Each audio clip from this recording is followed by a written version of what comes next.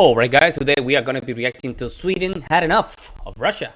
Get out of Ukraine, they said.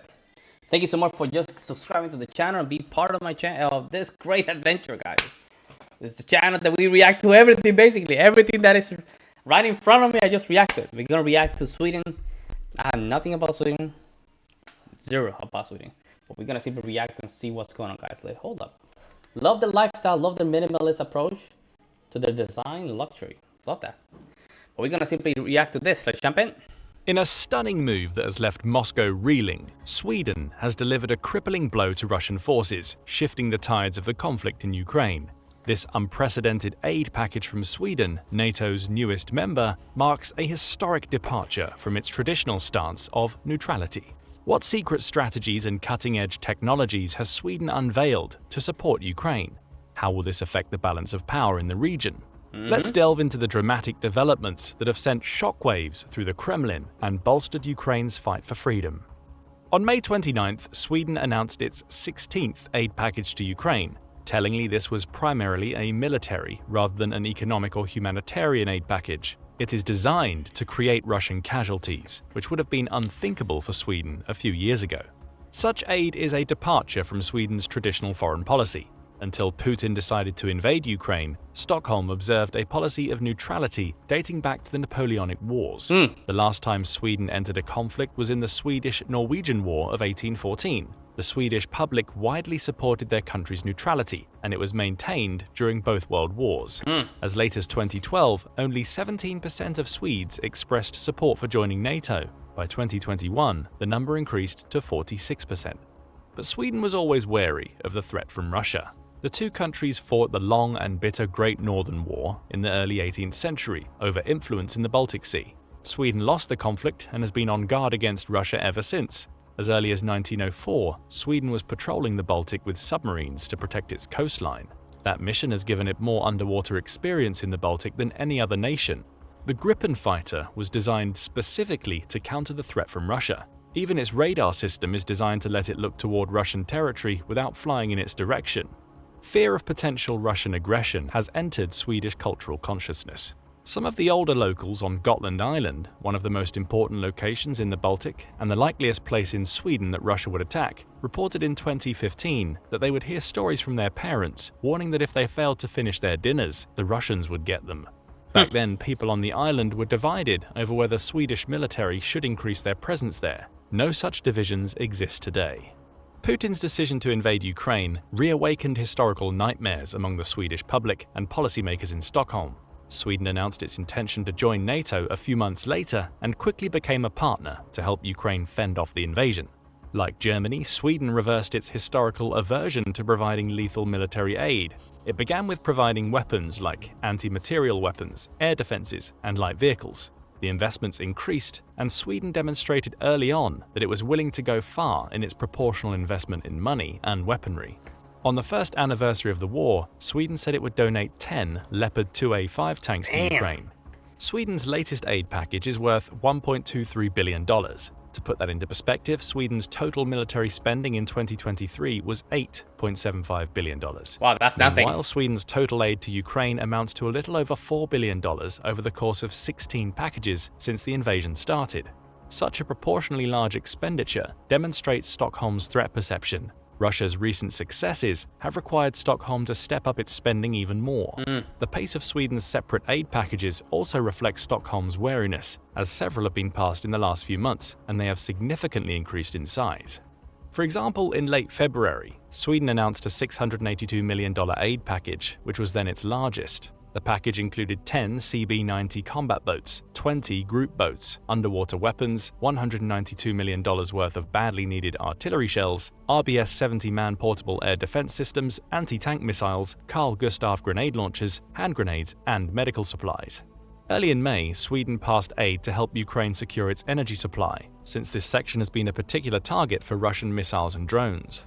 This aid will be spent on equipment like generators, transformers, and solar cells. Will also include necessary spare parts like electrical switches, cables, pumps, and pipes.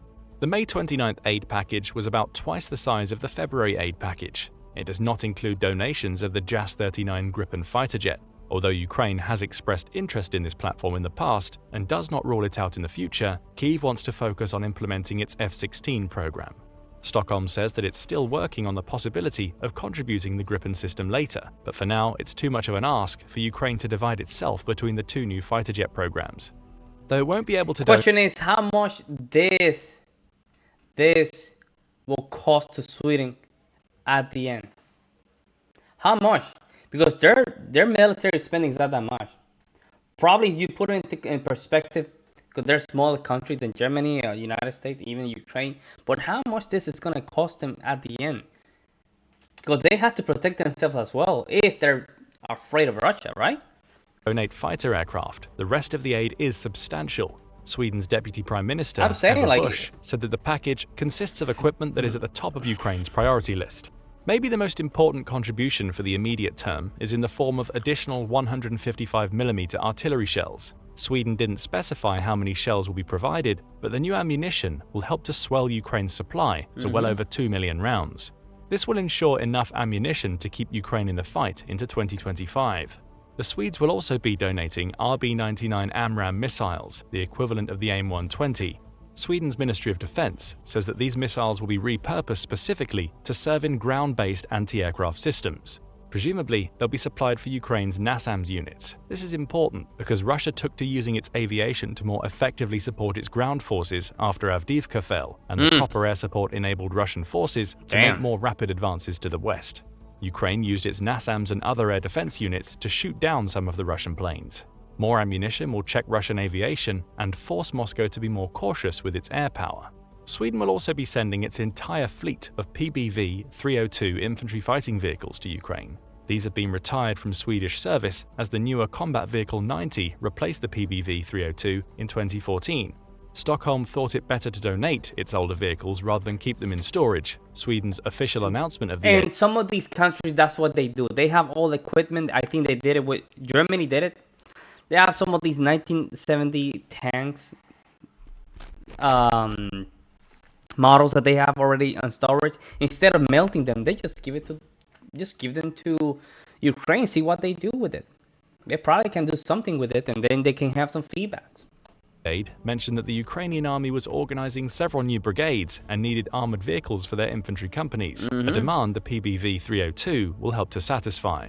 The PBV-302 is armed with a 20mm cannon mounted on a turret to the vehicle's right side. The cannon can be fed with drum magazines, which can each hold 30 rounds. A 7.62mm machine gun can be used as a secondary weapon. It has armor that can withstand 20mm rounds and weighs 12.3 tons. It comes with a crew of 3, the driver, who also serves as a mechanic, the gunner, and the commander. The vehicle can carry up to 8 soldiers in its landing compartment. Over 600 of these vehicles were produced between 1966 and 2014, but that's not the amount Ukraine will receive. Much of the fleet was decommissioned from 2005 onward.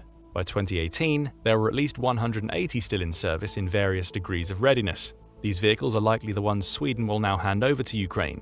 The vehicles are all set to be repaired and modernized to at least some extent before the transfer. The remaining spare parts and maintenance equipment for these vehicles will be donated as part of the package, as will the 20mm shells for the onboard cannons. The PBV-302 will not be the only land vehicles Sweden donates as part of its latest package. The aid also includes surplus fuel transport vehicles in use by the Swedish Armed Forces. Previously donated Swedish material will continue to get upkeep through this aid package. Stockholm intends to help Kyiv with its command and control through donations of terminals with subscriptions for satellite communications. To help with training and military doctrine, the Swedish Defense Research Agency will assist the Ukrainian Armed Forces in creating their own Defense Research Institute. There are also a number of financial support provisions in the package. Most importantly, Sweden will make investments to ensure that Ukraine can get aid on a large scale on a rapid basis. Sweden will permit all of the weapons provided by this package to be used against targets on Russian soil if that's what Ukraine finds proper. Stockholm also claims that it will be able to replenish all of the ammunition and equipment it's sending to Ukraine through new investments. The most notable contribution in the package came in the form of 2 Saab ASCC. Bro? What in the hell is that, man? Yo, I never seen an airplane like that. Golly, what is that? Is that like a laser on top of it? What is 890 airborne early warning and control planes. Swedish Defense Minister Paul Jonsson said that these aircraft would have the most significant impact on Ukraine's air defense network. These planes will better allow Ukraine to identify and track incoming missiles and drones. They can also spot targets of opportunity for offensive operations. Training Ukrainian Air Force personnel to fly these planes is also part of the Swedish aid package. Stockholm's decision to donate these aircraft was a significant step beyond the monetary cost. These were the only 2 AWACS aircraft in Sweden's fleet. The Swedes admitted that the donation of these planes and many other provisions in the package meant a temporary vulnerability in their territorial defense. However, they decided to take what Prime Minister Ulf Kristersson called a calculated risk. Perhaps the words of his Danish counterpart, Mette Frederiksen, came to mind. Early in 2024, she pointed out that it was better for European countries to sacrifice their own arsenals temporarily to ensure Russia's defeat far from their own homelands, rather than having to potentially use those weapons against an emboldened Putin far closer. I don't know about that statement. Yeah, let's just send all these ammunitions and let the Ukrainians fight this war. That's a coward approach. You cannot be with God and the devil. You cannot have 1 foot in, 1 foot out. You cannot have that, man. Yes, let's just sacrifice the life of these people. Give them all the ammunition. Nah, man. I don't think that's a right approach. I might be wrong here. If I have some Swedish people in my channel, just let me know.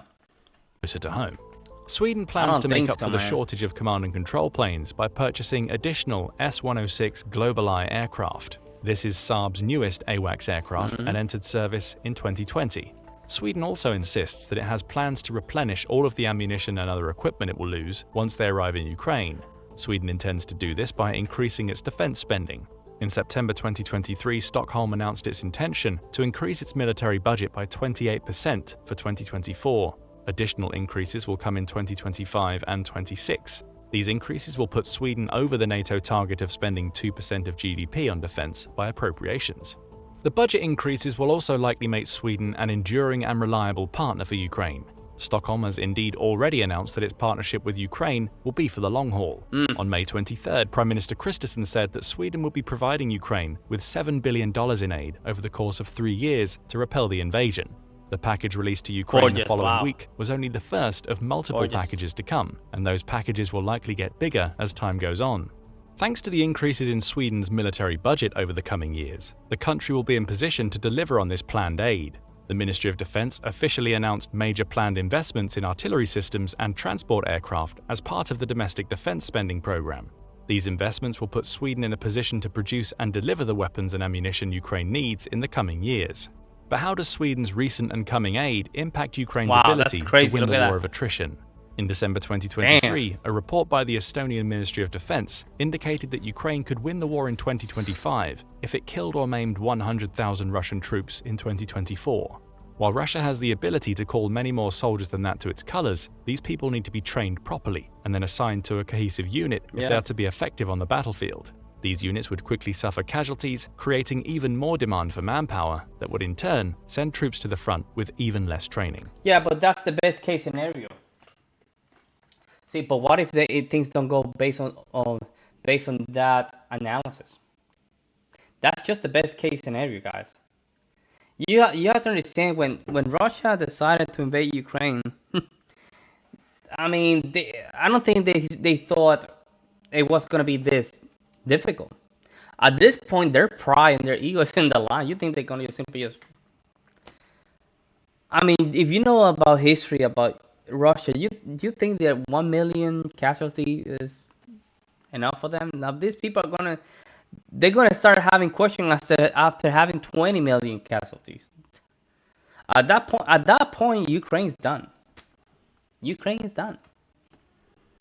So you can you cannot have 1 foot in, 1 foot in, 1 foot out. You have to.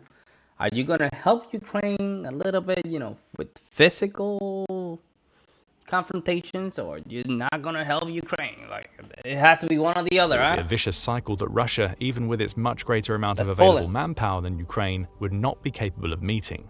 The Estonians estimated that if Ukraine met the 100,000 benchmark, it could reduce Russian training capacity to 80,000 properly trained troops per year. The rest would be ineffective cannon fodder. Sweden's donation, especially with the new artillery shells, will help Ukraine to achieve this objective. Since Ukraine killed or maimed an average of 172,000 Russian troops in each of the first 2 years of the war, this seems like it will be achievable, particularly with help from countries like Sweden. There is another side to this equation though. Ukraine must minimize its own losses, and that's where Sweden's recent aid package might make the most impact in the long run. Estonia's Ministry of Defense said that it was just as important to level up the training Ukrainian troops received from their Western allies. Over 100,000 Ukrainian troops have been trained by their Western allies since the war began. The training is not equal though. While most Western militaries have basic training courses that take 10 weeks, and then several months for more specialized tasks like demolition or sniping, most of the Ukrainian troops in the war have had only 5-week courses. Ukrainian troops have also sometimes complained that they have received improper training from their NATO allies, which have been influenced too heavily by the war on terror. I don't think that's true though. I have a friend of mine, he was in Germany, and he was training Ukrainians. And he said that that was not even the case. The case was that the Ukrainians didn't want to listen. Like they didn't want to listen. They wanted to just simply do their own thing. No, you can train them, but at some point you cannot make these people super soldiers where they can even fly and be a master of what they do. You can simply just give them a simple training. With that, it's like an automation, right? You have to make sure that at least you get only a couple good soldiers, and then they can train them and get some feedback from the conflict itself. Intensity state-based warfare that's taking place in Ukraine. This lack of adequate training has also ensured that Ukraine suffered about 200,000 casualties in the first 2 years of the war. Damn. Of particular importance is better training for Ukraine's officers. The Estonians recommended that foreign trainers should subject Ukrainian staff officers to a 10-week intensive training course. That way, Ukraine will be able to conduct proper operations at the brigade level. The current Ukrainian military can't do this at the moment, which is why most operations in the war have taken place at the platoon or company level. This approach to warfare has helped to keep Ukrainian armed forces nimble, but it's also had severe limitations. The Estonian Ministry of Defense pointed out these limitations. The effective span of control of a brigade for offensive operations is therefore approximately 2 companies. The result is that the Ukrainian military plans and executes operations with a horizon of exploitation limited to approximately 1,200 meters. This assessment may have been one of the more understated reasons why the offensive in Zaporizhia last year failed, even though Ukraine was able to penetrate 2 of Russia's formidable defensive lines there. It could not translate those gains into a bigger breakthrough because of Russian mines and improved artillery fire, but also because it simply could not effectively use the necessary amount of troops to conduct operations at the level required. Russia was able to summon reinforcements with helicopter support that halted the momentum of Ukraine's troops. Being able to bring more of them forward in a cohesive operation could have made the difference in generating the necessary momentum. Unfortunately for Kyiv, this was not available, but Sweden might be starting to change that. Sweden's assistance in creating a defense research institute for Ukraine could help with training its staff officers, preventing casualties, and ensuring more comprehensive operations at the brigade level, although this will take time to see results. It is time that Putin thinks he has on his side, but Sweden's coming aid sends the message that he might be wrong. Ukraine is well on the way to killing or maiming 100,000 Russians this year, even though its forces may have been slowly giving ground. That's a The end of Ukraine's shell hunger, right? partially with the ammunition Sweden is set to deliver, will help ensure Ukraine stays in the fight for the war of attrition and can get past the contentious American presidential election. Sweden has emerged from over 200 years of military neutrality with surprising speed. And while there may be doubts about the feasibility of continuing to aid Ukraine in the United States, in Sweden there are none. Sweden doesn't have the luxury of an ocean to separate it from its old enemy. For Stockholm, it's better to defeat Russia on foreign soil than potentially need to defeat it on soil or in waters close to home. True. Even proportionally large investments and temporary depletion of domestic arsenals have not dissuaded Sweden's leaders from this opinion. Putin may hope that many of the countries that now oppose him will become exhausted with Ukraine over time and lose interest in continuing the effort. For deep historical reasons, Sweden is unlikely to be one of those countries, and that's important because it might be proportionally small, but it has a strong defense industry. It will also look bad if Sweden, the newest member of NATO and also one of its smaller participants, were to continue supporting Ukraine at significant cost to itself while the others did nothing. Sweden's support helps to ensure a broader European effort that could continue onward even if American aid falters. Sweden's historic decision to step up and deliver a significant blow to Russia through its aid packages marks a new chapter in the conflict. As NATO's newest member, Sweden's support highlights the unwavering commitment of Ukraine's allies to ensure regional stability and security. What impact will Sweden's aid have on the war dynamics? Only time will tell, but one thing is certain. Ukraine is not alone in its fight for freedom. Well, we have to see. Let me just see what people say about this. You always get some feedback. This was 9 months ago, so let's just get some new comments. This was huge news. Thank you for the video. Love brothers and sisters from Norway. Swedish art. Okay. He said that. Didn't say that. The United States has been providing much aid to other countries before, and other nations were reluctant to do their fair share. So Trump said, "We will done enough until other nations helped also." So now they're stepping up so that Ukraine might win, and maybe stop Putin from invading their nations. This slide because of multiple ads breaking up conversation and thought, bro, because they have to get paid, man. These people, man. Bro, we need to get paid. What the hell are you talking about? We need to get paid when we do YouTube. Hey, some of these people, man. Oh, there you have it, folks. I mean, hopefully everything goes well. I'm all for peace. Sorry for that. I'm all for peace, guys. All for peace. If we can all be in peace, hey, we can worry about things that really do matter. Let me know what you guys think in the comment section below, guys. I would love to hear you guys' opinions. I will see you in the next one.